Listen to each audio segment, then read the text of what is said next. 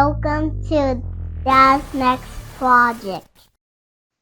Welcome, everybody. Welcome back to Dad's Next Project. I'm your host, Daniel. With me today is the CEO of Click A Team, father of three, and dad of the year, Jose Soto. Thanks for being here, Jose. Yeah. Thanks, Dan. Thanks so much for having me here. Yeah, I was named Dad of the Year some years ago. I truly deserve that. You're a performing CEO, seven-figure business, and you've got a family of three. Like, how are you rocking your day to day? Like, how do you balance all that? And that's a good one to start off with. So, to be honest, it's been a learning path, right? I first thought about, as I've grown and matured, I think I've given it, my thinking has, turned in different directions. First, it was, I really did suffer a lot about having to work and leaving the kids. And when I was with the kids, I was thinking about work. And when I was at work, I was, why am I missing my kids, right? Since they grow up so fast. But that's just like that guilt that builds up, right? And you end up doing none of them correct, right? Right? Yeah. So my thinking has turned a little bit into, when I'm at work, I'm full, right? I just go all in. But when I'm with them, it's like I don't even take out the phone, right? Yeah. Seriously, like that. I have a guy that posts for me all the social things. I might take a pic now and then, but it's like focus time. And that's what I've come to discover, right? In these almost 46 years, 46 years young, right? It's Right. like, even if you just spend 30 minutes with them, like focus time, it's Yeah. going to be so much more valuable that passing the complete day on a Saturday, but you being in and out and your mind's not there, right? So I think that's the key. And one last thing I'll tell you, it's like, I also, being the father of three, I have two daughters and the middle one's a boy. I'm trying now to have focused individual time, right? So last Nice. Yeah. Saturday, I took my daughter with my wife to a play. It was the Enchanted live play, right? But Okay, it was cool. only her. I no longer have guilt of leaving the other two. I'll have time with them, right? So that's in short my answer. Yeah. So, all right, dude, that's awesome. Yeah, the one-on-one time, even with, mine, I've got the 4-year-old and the 4-month-old, like I'm even starting to be able to see it now that the 4-year-old wants dedicated time, not while I'm holding the baby, not while I'm doing something else. It's that dedicated time. So yeah, it's great that you're and we're always learning. So, 46, 36, 26, 56, whatever. We're always learning on the, fatherhood's that journey, right? Yeah. I So only think I discovered everything late, right? It's like, why didn't I discover this before? It's so simple, right? But it's right. Well, everyone's experience, right? yeah, and we're so prone to like, "Oh, I just got to figure this out on my own, right? Like, do you have other dads that you're like, hey man, I'm running into this problem with my kids. Like, what did you do? Do you have that in your circles or? Yeah, and that's a rabbit hole you're going into there, right? Because we as men, I think this isn't talked about enough, right? But we as men, we don't like to share our problems. Starting with financial things, right? When you're Yeah. down in the hole, you're like alone. You're alone. You don't Mm-hmm. want to share that stuff, and probably that's engraved somewhere in how you were raised, right? But we don't want to share anything of our problems, right? Be that with family, money, even if you're having, I don't know, health issues, even that we keep to ourselves and we try to hide it, right? But Right. I think part of the success also is in sharing, knowing to whom to share your stuff with, right? Because Mm-hmm. some info is sensitive, but yeah, I think if you learn to trust your wife and really know when you can go to her and lean on her, right? That's why you got married, right? So Right. I think that's part of the point there. And so do you your wife plays a big hand into to how you work through fatherhood. Yeah, definitely. So I'm married to a Salvadorian. She's like very hardworking. Okay. Salvadorians have the fame, right, of being very hardworking in general. So I think that's helped a lot when I've been in my, through this journey to building this 7-figure agency. Man, I've been broke a couple of times, right? And she's the one that when I've been there, she's she's gonna work, like bringing it, shifting in those 8, 9, 10 hour days, right? And I think, yeah, definitely for me, I don't know for everyone, but for me, she's definitely a part of a big part of the puzzle and for my success. Yeah. All right. So, where did kids fall into your entrepreneurship pursuit? Did you have them when you started, or like were you an employee somewhere and doing the 9 to 5 thing, or did kids come while you were growing your business?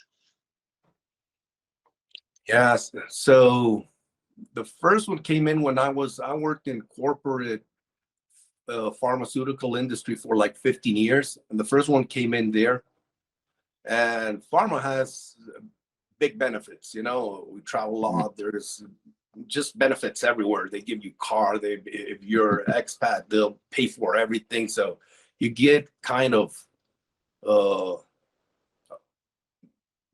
you get this a lot of money, and you start living well, right? You get Mm-hmm. used to this life. So for me, it was a very hard hit because we all go into the entrepreneur journey just thinking that everything's gonna go right. You plan, you launch yourself, and man, that's the first time you fall flat on your face, right? So yeah, the my biggest one, who is now 17, she was born at that point. We were working and living in Costa Rica, so she's Costa Rican. She's Tica, and that's where we raised her. The other ones were more already. I was a little bit more stable. I had a little bit of the business going on, and they've seen also the ups and downs, which I think that's good, right? Right. Yeah. Yeah. Do you keep that stuff from your kids, or do you show them like, hey, this is problems that come up in life. This is, the business is doing good right now, so we're doing good. The business isn't doing so good. That's why we're doing this. Yeah, that's a great question. I don't go into detail, but we do share our things, right? We sit down, we say, hey guys, things are not well right now. This is what we can afford, and just get used to it. We teach a lot to being present in the moment to our kids and being grateful for what we have. And I tell them this all the time. Like, life is never up. It's what we expect, but it's never up. Yeah. It's not if you're going to go down, it's when you're going to go down. So if you appreciate, the small thing, the moments, like when you do have and you get more wealthy, like you will experience more gratefulness and you'll enjoy more things. So we do try to hit on that a lot. Awesome. And then with leading such a productive business, how do you structure your day to where you make sure you get that one-on-one time with your kids? Yeah, that's a great question. And now it's basically, uh I I take them to the bus at mornings. um I think part of the success is really getting into habits. Part of my habit is waking up early, helping them, get ready for school, taking them to the bus. That could be half hour, just talking, but I'm with them that whole time. As soon as I leave them, I go to the gym. I try to go 4, 5 times per week at least. So I'm always thinking, if I didn't get up, I wouldn't be. I consider myself for 46 at least. I do think I'm fit, right? Mhm. And I appreciate the fact that I get to enjoy this time and get to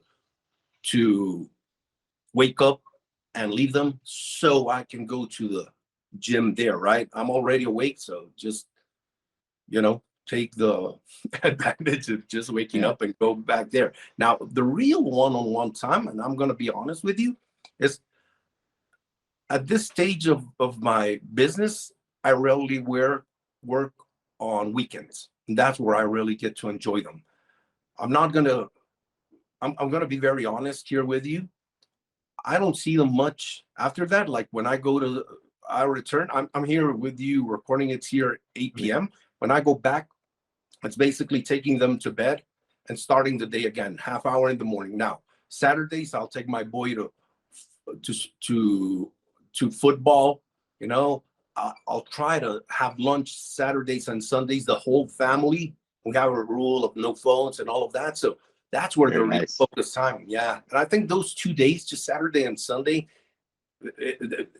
I don't know if it's enough, but that's what I can give right now. But it's really focused, like I tell you. That's the key there. Yeah, so you're quality over quantity. You are Yep. you are there, you're present, you're focused on spending that time with them. So that's Definitely. awesome. The no phone things is huge, man. I have to throw my work phone in a drawer and just push it off to the side every now and then. Otherwise, I get caught up in things after hours, and you see that email come through, and you're like, "What's this?" That you don't need to look at it. It can wait till tomorrow morning, but you're looking anyway. You know what I mean? I do that Yeah. stuff all the time, and I need Yeah. to stop. And you got to teach that to them because we weren't raised with phones, Yeah. Oh yeah. back in the days. But my youngest one, like she basically when she was born, she had an iPad, right? That's just the way things go. I'm not saying it's correct. I'm just saying that's the way it is. So you've got to teach them. You can't take it away from them, right? And and even if you raise them the same, they'll come out differently, right? They have their own personalities and everything. So one's more like the nature. My daughter, my oldest one's like she respects a lot that she's not into her phone the whole time. The other one is. So we're just very clear about that. It's like if someone brings their phone, we don't even take it to lunch or dinner. And if they do pick it out, it's like my wife and me is just gonna stop eating, stop speaking, and then they'll come to their senses, right, by themselves. It's sorry, and they'll put it. But it's like being a father or a mother. It's doing the same thing, saying the same thing over and over and over. And one day you say, "Seem to work, right?" Yeah, eventually, and we only go off of what we know, and how we were raised isn't going to work necessarily now. The distractions, technology, screen time. Yeah, it's rough. That's another great thing you point out. I do have them. We all have, iPhones, and I do have the family plan, and they do have Yeah, screen times. That's another thing. I think yeah, from 3, and even that I consider a lot, but that's what I have. I'm just being honest, 3 to 4 hours per day. That's it. And eventually, my boy, he's gonna ask me every day for another hour, but he knows he's really got to beg for that. And sometimes yeah, sometimes I don't, but it's limited. So yeah. No, the timers, the parental controls and timers, and being able to control that is a wonderful thing. technology, you Yeah, can use technology for good or for bad, but or bad. we see this every day. It's like you go to lunch and there are two people that just won't talk, right? And you're staring at them, and how can this be? They're just on their phones. It could be, a boyfriend and a girlfriend, or a family, where just, I don't know, whatever, and they're just like all day right there. Yeah, Man, how can that happen? they're probably texting each other. Yeah. But yeah, how do you can't honestly, even with your kids, you can't get an honest human connection when there's a phone in the middle of it. The, You know, yeah, my 4-year-old, when she's, in her screen time, she's like the house could fall down around her. She wouldn't know. She'd just be like this. And it drives me nuts because I don't want her on it. Because I'm like, no, go outside, do this thing, and she does those things, right? She's earned the screen time. Still drives you crazy. yeah, it does, and you gotta educate them on that, right? No, absolutely. And I think that's the part of it is and then providing as a parent, making sure we do things to get our kids out of the house and provide real life experiences away from the technology, away from the screens. And like you guys, I saw a picture, you guys were at the lake recently, or at least you posted a picture of it recently. So, stuff like that, like get them out and away and into nature and into the real world and give them an experience so they'll Yeah, remember those. yeah, exactly. Like we were talking a while ago. It's like we weren't raised with phones, and I can remember my dad. He's still alive, right? But I can remember him telling me, "Let's go there," and we would always say no, right? And it's like that's boring. But when we were there, we would just have a blast. Oh And yeah. that's still the same thing. It's like, hey, this weekend we're gonna go here. Oh my God. But when you take them there, it's like you can see their smile on their faces. They're just having fun. They never they don't know what's good for them still, right? Even I don't know at what age, but probably closing to 16, 17. They're a little bit more conscious. But Yeah. below that, it's like just do what you got to do as a father and do your best, right? Right. Yeah. Come on, kids. We're going to do this thing, even if you cry all the way there. Yep. So, having two girls and a boy, from a girl dad to you, what's it like having both? The differences between them? So that's interesting. I just posted, I think yesterday or today, that exact question.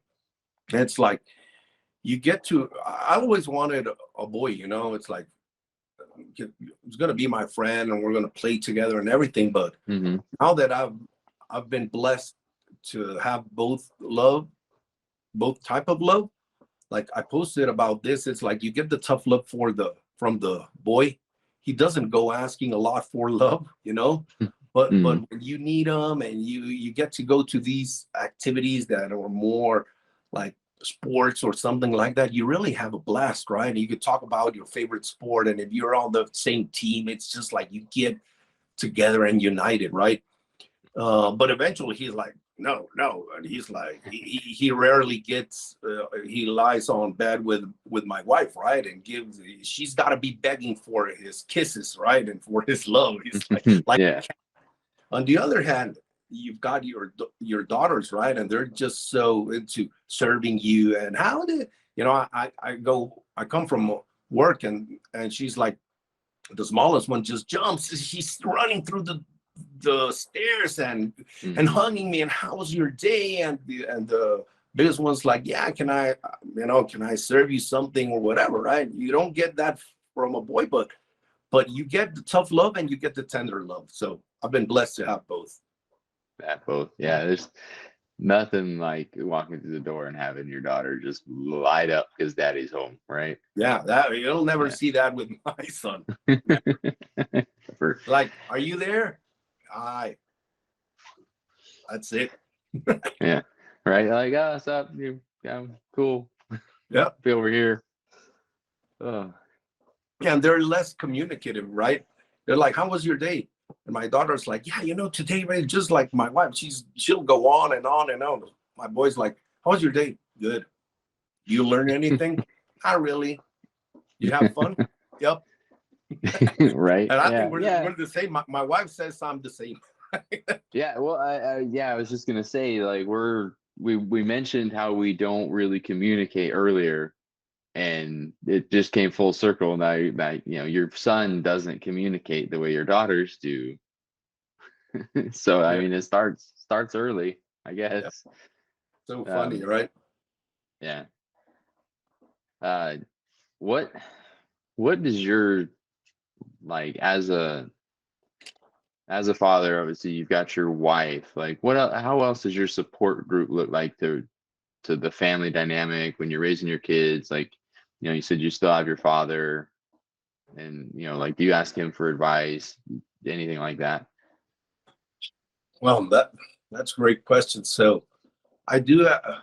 I think my father was like a tough guy, right? He used to not beat up in the strong way, but he's like very harsh, and he's like, he teaches you to drive, and he's like, put in that brake, man, and all that. Yeah. So he's been very supportive. Now that I've grown, it's like I've become a man thanks to him, right? Mm-hmm. But at the other spectrum, my mother's been, luckily she's a psychologist, so I think we've been treated from really small, right, with this psychology type of thing. But none of them were like business owners, right? So, well, my mom's self-employed because she's a psychologist. My dad's still working for a business, for a company. He's like almost 70, right? So I get that support on raising me. I didn't get the support on business building or finances and all of that, and I've had to look for that in other places and supports and groups, coaching, self-development courses, all of that. Yeah. Yeah. So, with entrepreneurship and parenthood, it's very difficult to do it all on your own, right? So it's good to have, find those resources, whether it's going outside of your circles to find them, or, relying on family or experiences. So, yeah. I think you gotta learn to, take the best from every person, and just learn that everyone has something to teach you, right? And if you get that from each person, you're gonna be good. And I do think I have this thinking that everyone that comes into your life, for good or bad, they teach you something if you get it right. If you're open enough to say, okay, this is something that reflects on me, and I don't want to do for my kids, for example, or it's something that they came and they're good people into my life. They just came to help, and we all have these people. Like when I was getting out of the corporate world, I had this friend that he stayed in pharma, and he would just, every time I try to get a business going, be that a web design company or a marketing company, I even had these like show shiner, that it was the brand was show shiner, it was shoe shiners, right, with screens, and he would just purchase everything from me, every time. I'm like, you want to buy this? Yeah, sure. He was like a marketing just manager. No hesitation. And he never asked for anything, right? There are these people, but there are the other people that also just give you issues. But if you reflect and you're mature enough to learn from it, that's going to take you to the next level, to probably where life wants to get you. But if you don't learn your lesson, you won't get past that level, right? So that's how I see it. So do you believe that the opportunities are presented to you, but how you either you do or do not, either take advantage or follow that path? Is that kind of how you've lived your life, and how you pass on to your kids? Be like, the opportunities will fall in front of you. You can either take it or not, and then the next thing will be because of that choice. Exactly, good or bad, right? And I do believe also that if you don't learn your lesson, if it's a bad thing, it will repeat itself infinite times until you do. until you learn. Yeah. So the quicker you learn, the faster you'll grow. And I'll just tell you this experience, right? And it's a very common one that I've talked with some of my clients. Like, if you spend more than you make and you put it on in credit cards, and paying off those credit cards is a pain in the ass, but even if you make more money and you get in debt again, you'll have the same problem, and it'll reflect on your lifestyle, on your business, and that's again and again and again until you learn to use your credit cards, or you just chop them off and don't use them, right? Yeah. That's a simple example, but everything in life's like that, right? It'll just return to you if you don't learn from it. Yeah, absolutely. Do you teach your kids that kind of concept, and then the learning from these opportunities?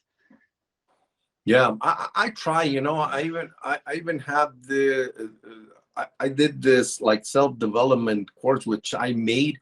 I just give it away for free, but that one's in Spanish, and I put them into them. So they my employees that speak Spanish, they need to go through that one, and my kids, but also I try to put them through there. What I've seen is that they don't get it until like my oldest one, which is 17. She did get it, right? She went through and it shot like it did. I think it changed her life some way. My boy, who's 12, he didn't get it. So I think he's gonna need to mature a little bit. So we Yeah. still talk about it, but I don't think they'll get it. Like I got it until I was like older, right? Right. Yeah. And you just need to mature and understand a little bit more of life. So everything at its time, right? Yeah. Yeah.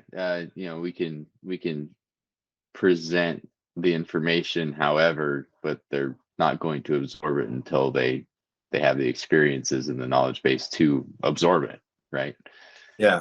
So yeah, no, I'm right there with you. I've figured things out, that I wish I had figured out at 18, 19, 20. That, I'm 36 this week. So I'm just figuring things out. Like man, I wish I knew these years ago. Yeah. Yeah, but you do see some people that are more like conscious in that, right? I've seen Mhm. some YouTube videos exploring things, looking for stuff where they're already into that, and they're like 20. That's what I'd like, right, from my kids to at least have the basis of responsibility, uh, and moral principles, to at least Mhm. know that they're gonna be responsible for everything they do in their life, right? Right. So with you being in pharma, did you follow the path that so many of us were kind of put on by our parents of get an education, get a good paying job, buy a house, just work for the man, and you'll be great. That's life. That's how you get a great life, right? Exactly. That's the path I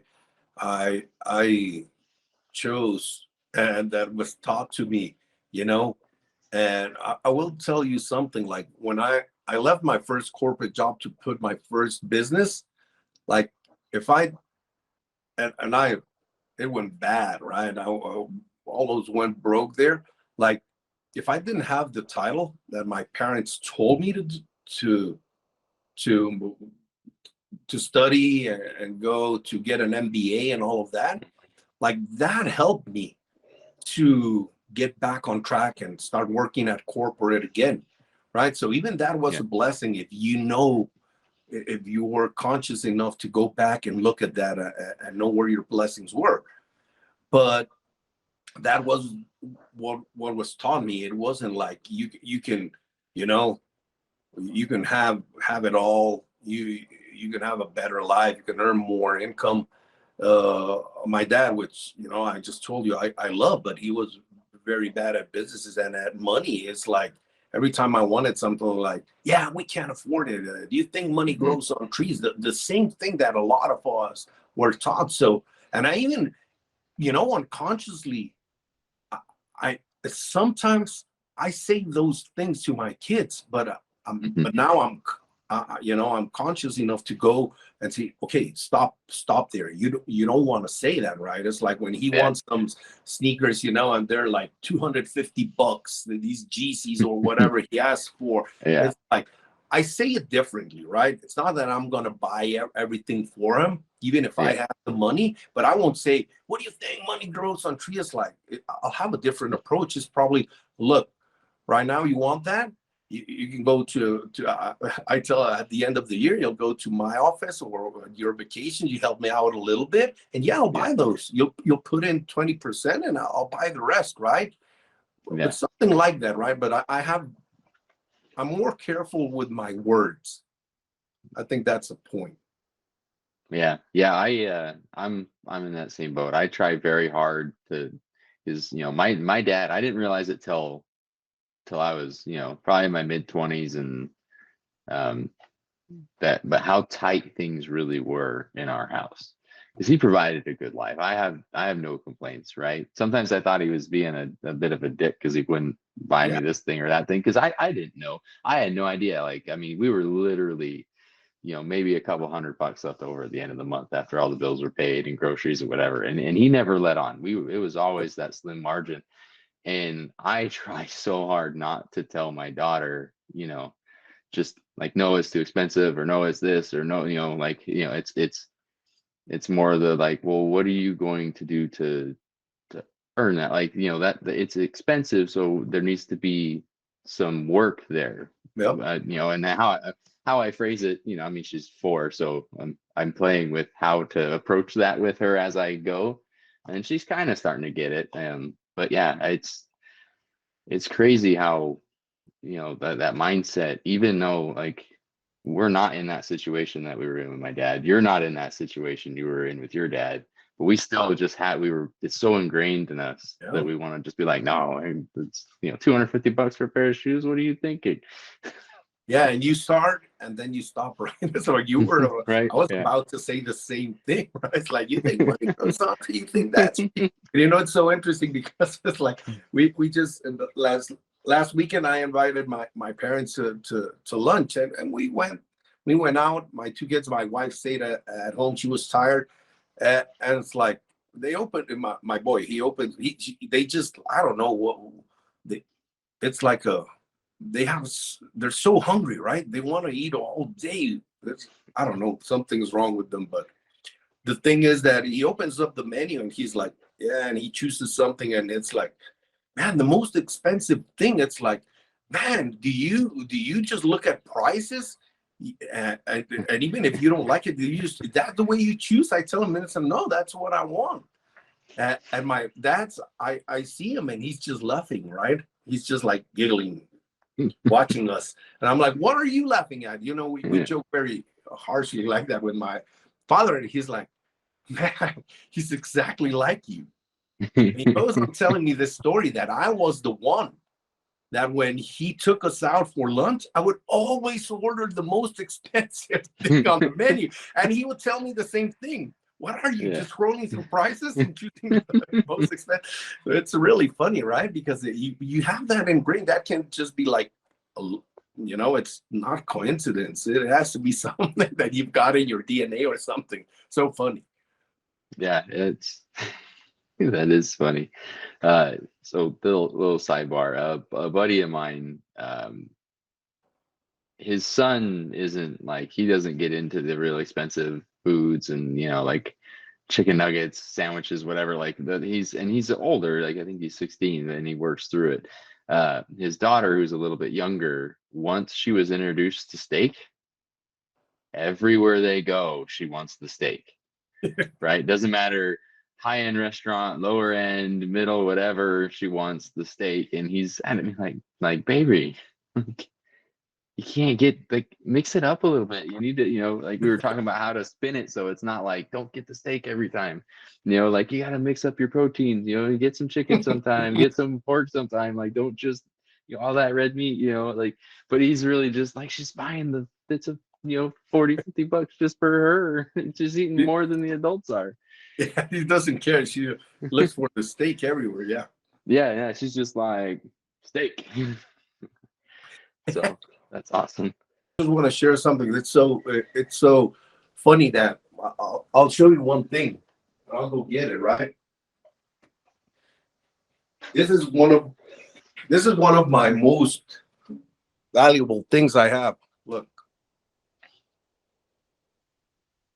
Dad of the year. Yeah. It was Nice. given to me by my daughter, and I keep it there, in my office. And I truly think I deserve it, Dad. Really. Yeah. Maybe not before, but people tell me, "Did you purchase that shit?" And I'm like, "No, it was given to me." Like, and that is such a daughter thing to do too. Just that the daughters and how they love their fathers. Like mine will glow me up in just the lowest of times. Like I'll come home from work, it's a rough day, or I was in meetings all day, or had to deal with some mini crisis or whatever, and I come home and I'm just like a pop balloon, and then she just pumps me right back up. And oh man, like it's just the girls, man. Yeah, yeah, I know, and that's why it was so funny because that's next project. So you can tell everyone I was Dad of the Year. That's probably some years ago. I was. Yeah. So obviously we're on Dad's next project, and my question for you is, what does Dad's next project mean to you? Oh my God, man! When I first heard it, it was exactly. This is my take, right? I think that's the tricky question, but it's like we're in so much stuff every day, in and out. We take charge of the whole family, the financial part, and like we keep everything to ourselves. So that's next project it's what we're thinking that we're gonna do next, right? We're so around everywhere, jumping, and we always are thinking of something else, be that business wise or family wise. And I think that's next project is. It's a never ending story of just what you're thinking about next to make your life, your family, your financials better. Dude, that's perfect and beautiful, and I just love your perception of this concept. It's great. So Love it. Yep. that does it for our interview. Thank you so much for being here today. I do appreciate it.